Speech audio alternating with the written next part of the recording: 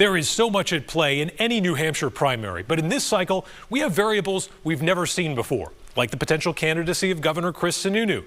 There's also a former president running to get his job back, something that hasn't happened in a very long time. And then you've got the DNC's efforts to relegate and potentially end the first-in-the-nation primary as we know it.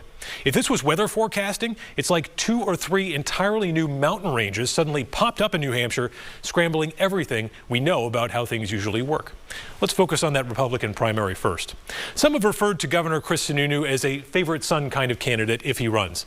But how's it going to work if he tries to operate in his own state as a top-tier presidential candidate?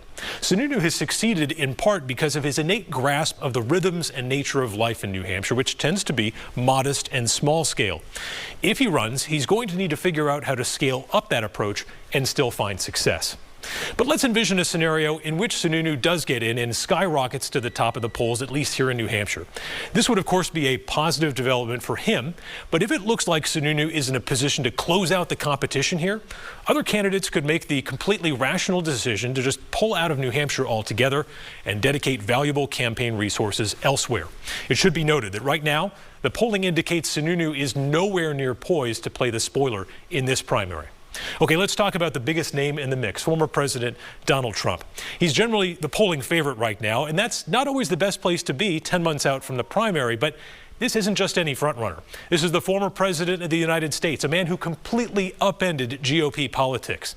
In 2016, he went wire to wire, leading from the summer of 2015 to the nomination. This time around, there is a criminal indictment. The legal jeopardy is out there and it's real. That's a factor to consider with a lot of implications. But this threat is something Trump has dealt with for decades. It's not difficult to envision a scenario in which Trump goes wire to wire in this primary and wins again. However, here's where Governor Chris Sununu could come back into the picture if he doesn't run. Sununu has said repeatedly he thinks Trump represents the past and Republicans need someone new to lead for the future. So maybe what he could try to do here is what no one could do in 2015 and 16. Stand aside, but consolidate support behind a non-Trump candidate. Right now, the one potential candidate who has risen, not quite to Trump level, but somewhere in between Trump and the rest of the potential field, is Governor Ron DeSantis of Florida. He's not in the race yet, but Republicans and conservative-leaning independents are interested. There is a buzz.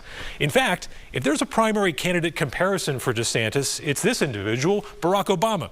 Both very smart Ivy Leaguers with law degrees, both characterized by critics as being a bit too aloof. But even if you accept that criticism, they are clearly able to connect with their base voters anyway. And most importantly, when it comes to primary politics, both were, by their party standards, on the right side of key issues, giving them a spark and a level of excitement that's difficult to generate in any other way. So maybe DeSantis gets in. Maybe his candidacy gains some momentum among Republicans who want to turn the page. We're already seeing him mix it up a little bit with Trump, staying on his political brand as a fighter. But few, if any, Republicans have adopted that strategy and lived politically to tell the tale. Okay, the Democratic side of this primary is radically different. As we've already noted, the DNC has removed New Hampshire from the top spot in its primary calendar, and it has set up the conditions and punitive measures to come down on the Granite State tradition like a ton of bricks.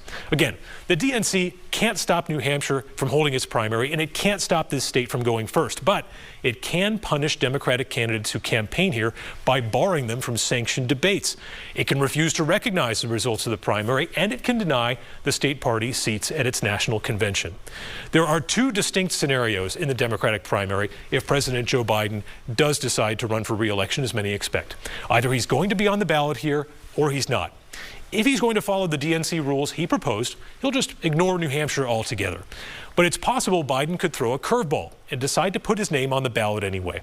Even if he doesn't do that, Democrats can still write him in. At the moment, there is one progressive challenger to Biden, spiritual author and bestseller Marianne Williamson.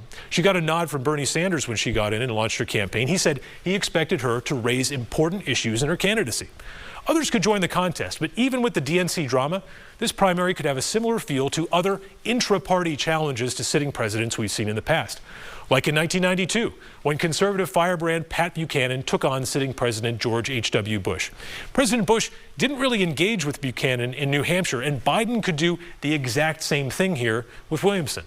If she's the only challenger, Biden may just ignore all of this, let her have New Hampshire to herself, and count on write-in votes to carry him to primary victory early next year.